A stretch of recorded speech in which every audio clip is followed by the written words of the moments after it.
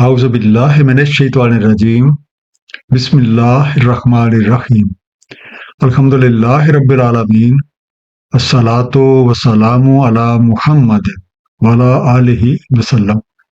انشاءاللہ آج ہم سورہ ہود کے 9ویں رکوع کا مطالعہ کریں۔ اس سے پچھلے رکوع میں حضرت شعیب علیہ السلام کی قوم کا ذکر ہوا تھا۔ یہ لوگ کم ناپ تول، ڈاکہ زنی، دوست دھاندلی اور کمزوروں کی حق تلفی کے عادی تھے۔ حضرت شعیب علیہ السلام کی انتھک کوششوں کے باوجود اکثر لوگوں نے اپنے آباء و اجداد کی اندھی تقلید کرنے اور اپنی من مرضیوں کو ہی ترجیح دی۔ آخرکار ان پہ بھی اسی طرح کا عذاب مسلط ہوا جس طرح کا عذاب قوم سمود پہ آیا تھا، جس کی بدولت تمام نافرمان ہلاک ہو گئے۔ اس دعا کے ساتھ کہ اللہ تعالیٰ اپنے حبیب نبی پاک صلی اللہ علیہ وآلہ وسلم کے طفیل ہم سب کو قرآن کریم کا صحیح مفہوم عطا فرمائیں۔ آئیے مطالعہ قرآن کا آغاز کرتے ہیں۔ سورہ ہود رکوع نمبر 9، جو کہ آیات 96 سے 109 پہ مشتمل ہے۔ بسم اللہ الرحمن الرحیم۔ وَلَقَدْ أَرْسَلْنَا مُوسَىٰ بِآيَاتِنَا وَسُلْطَانٍ مُّبِينٍ، اور تحقیق ہم نے بھیجا موسیٰ علیہ السلام کو اپنی نشانیوں اور سری اتھارٹی کے ساتھ۔ إِلَىٰ فِرْعَوْنَ وَمَلَائِهِ فَاتَّبَعُوا أَمْرَ فِرْعَوْنَ، طرف فرعون اور اس کے سرکردہ کے، تو انہوں نے اتباع کی امر فرعون کی۔ وما امر فرعون برشید، اور نہ تھا فرعون کا امر راستے کا۔ تو ایک انڈر لائن لفظ ہے ملائہی، اس کے عمائدین، سردار یا شرفاء، his chiefs۔ سورہ ہود میں قصص الانبیاء کے اس سلسلے میں اب حضرت موسیٰ علیہ السلام اور فرعون کے بارے میں مختصر سا بیان ہے۔ فرعون کے دور حکومت میں بنی اسرائیل انتہائی قسم پرسی سے زندگی گزار رہے تھے۔ فرعونی حکومت نے ان پہ عرصہ حیات تنگ کر رکھا تھا۔ نت نئے ہتھکنڈوں کے ساتھ ان پہ زندگی اجیرن بنائی جاتی اور بنی اسرائیل کی ہر طرح کی ترقی کی راہیں مسدود کر دی گئی تھیں۔ ان حالات میں رب کریم نے حضرت موسیٰ علیہ السلام کو اپنی نشانیاں دے کے فرعون کی طرف بھیجا۔ آپ نے اپنے بھائی حضرت ہارون علیہ السلام کے ساتھ مل کے فرعون اور اس کے ہم نوا سرداروں کے سامنے اپنی رسالت کی نشانیاں پیش کی، رب کریم کا پیغام پہنچایا اور فرعون سے مطالبہ کیا کہ وہ بنی اسرائیل کو ان کے ساتھ جانے دے۔ فرعون کے وزیروں اور مشیروں نے فرعون کی پیروی کو ہی ترجیح دی، حالانکہ فرعون کا معاملہ کسی بھی طرح سے راستی کا نہ تھا۔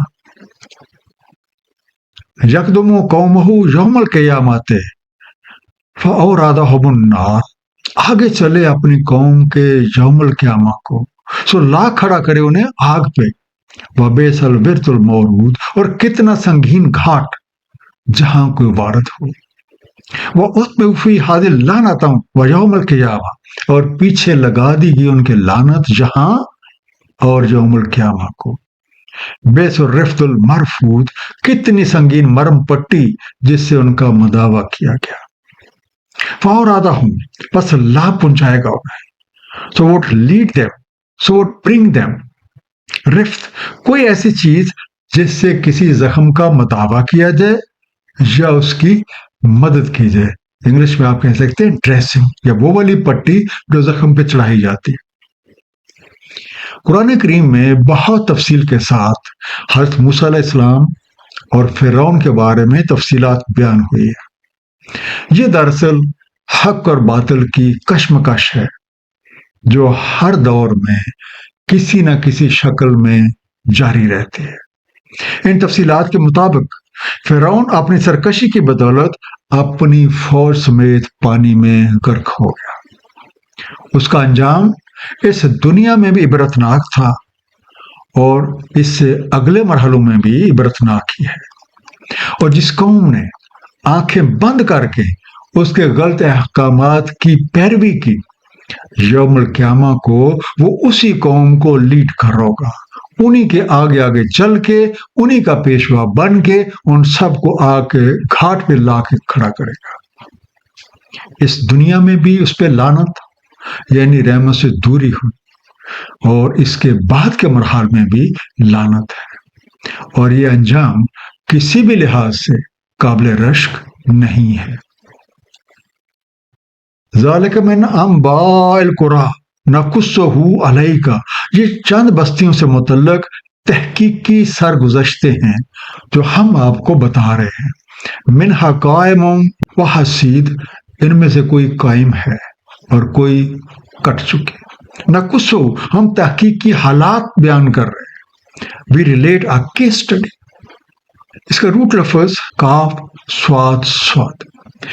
قصص سے مراد کوئی قصہ کہانی نہیں ہے، بلکہ گزرے ہوئے واقعات کا کھوج لگانا، تفتیش کرنا، کسی کے پیچھے پیچھے اس کے نقوش پہ چلنا اور جستجو کرنا شامل ہے۔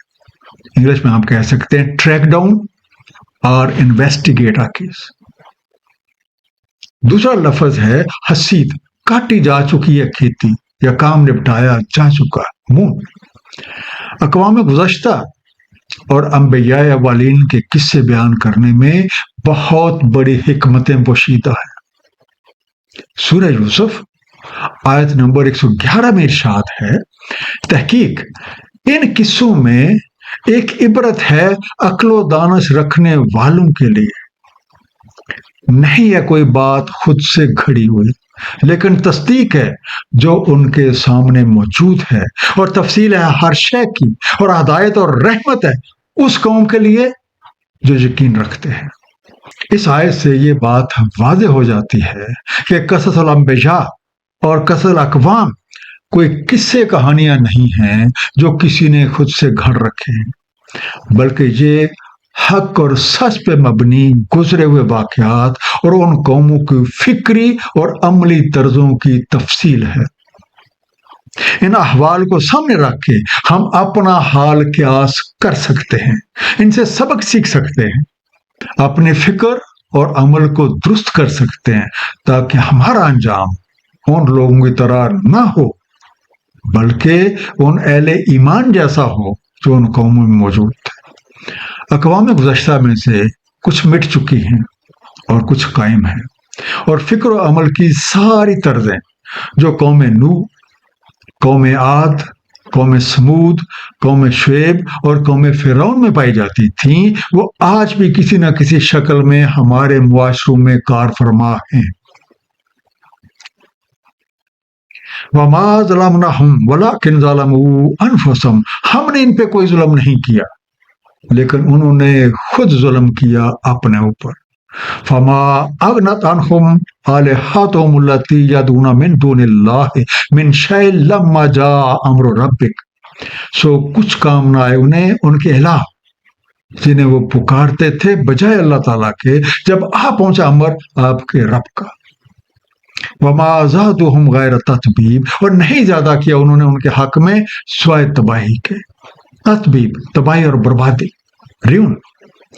جو اقوام گزشتہ ہلاک کی گئیں ان پہ اللہ تعالیٰ نے کوئی ظلم نہیں کیا، بلکہ ان لوگوں نے انبیاء کرام کی دعوت کو ٹھکرا کے کفر و شرک کی راہ کو ہی ترجیح دی، تو در حقیقت انہوں نے اپنے ہی اوپر ظلم کیا۔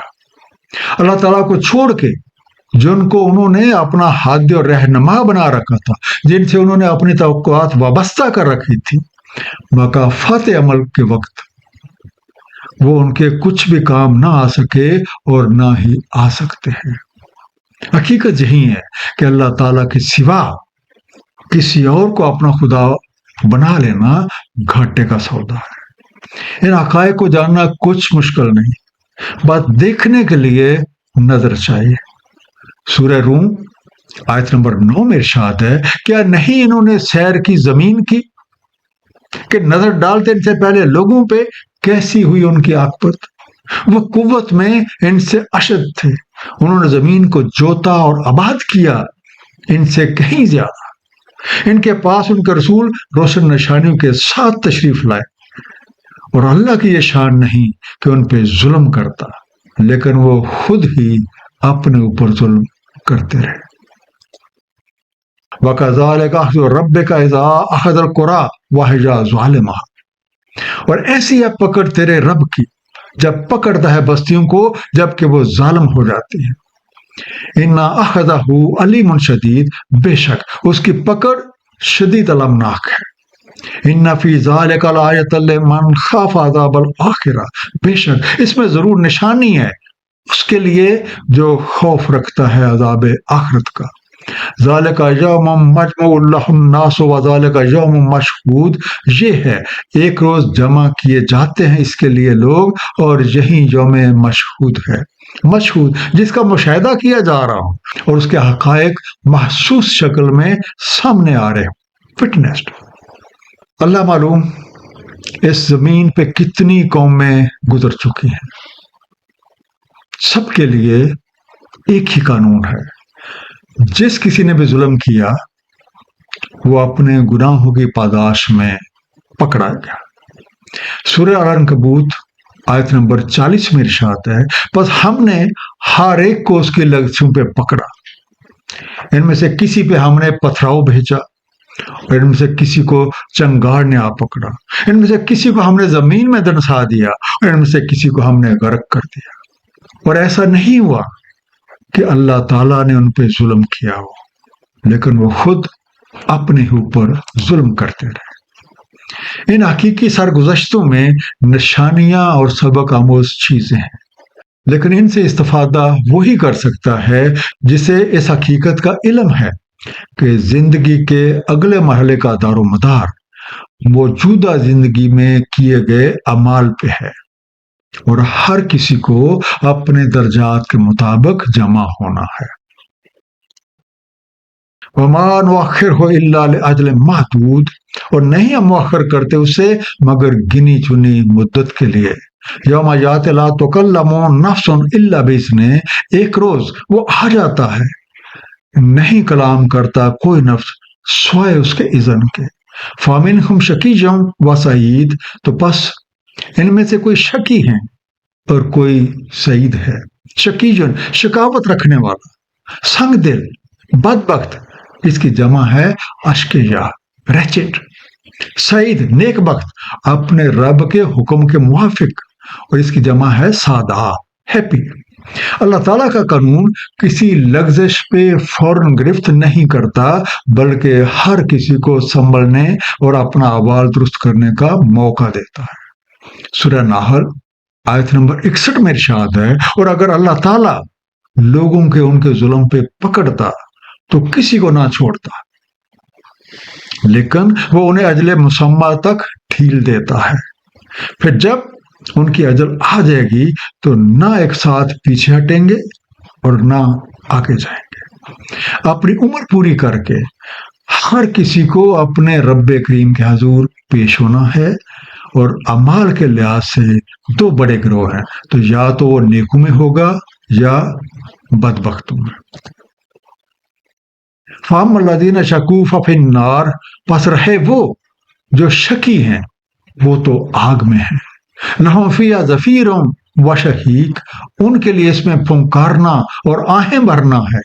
خالدین فیہا ما دامت السماوات والارض الا ما شاء ربک، رہ پڑے ہیں اس میں جب تک دوام ہے آسمان اور زمین کو، مگر جو چاہے تمہارا رب۔ ان ربک فعال لما یرید، بے شک تمہارا رب کر ڈالتا ہے جو ارادہ فرماتا ہے۔ زفیر کسی بوجھ اور تکلیف کا آواز سے اظہار کرنا، ایکسہیلنگ۔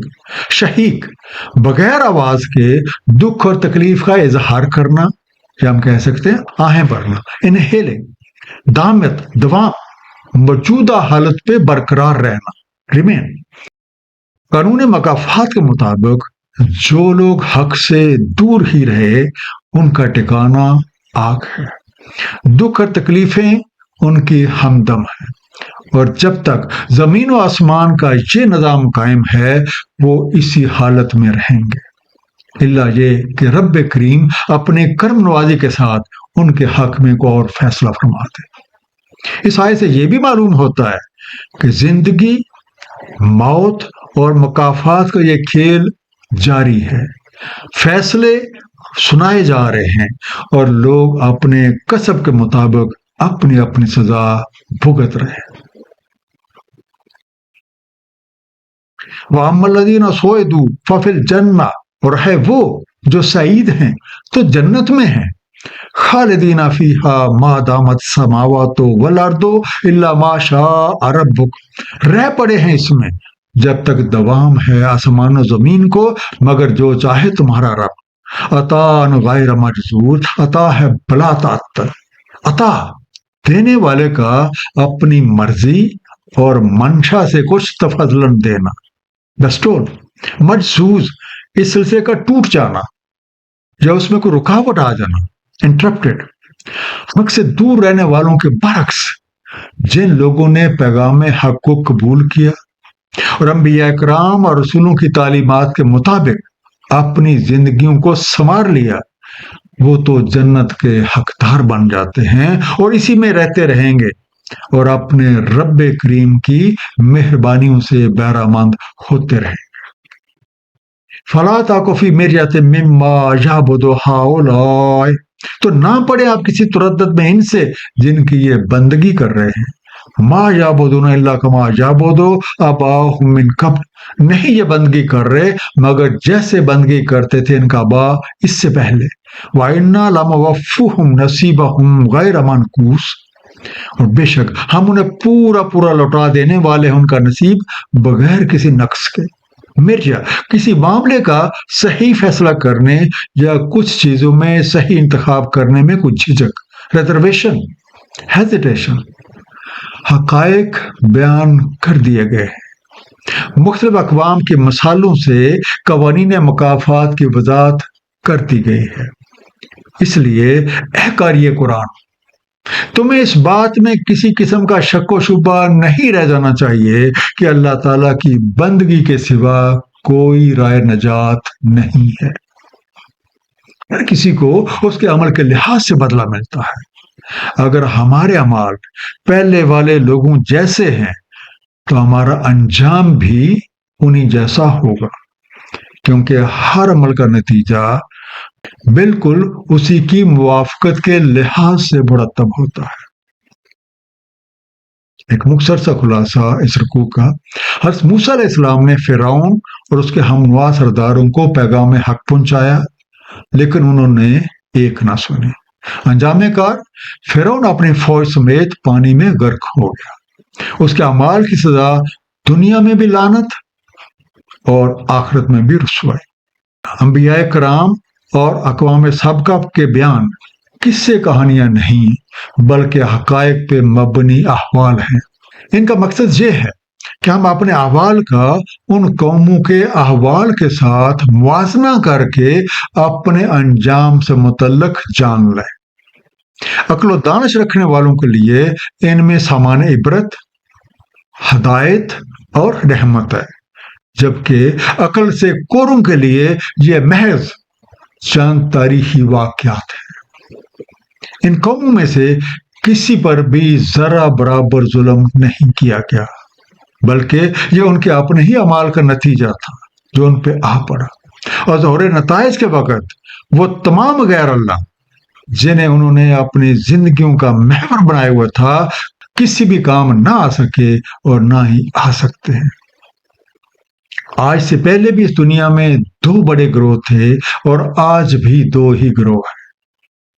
پہلا گروہ حق کی راہ پہ چلنے والوں کا ہے اور دوسرا باطل پرستوں کا۔ مختلف اقوام کا احوال جاننے کے بعد ہم یہ خود دیکھ سکتے ہیں کہ ہم کس گروہ کی راہ پہ چل رہے ہیں۔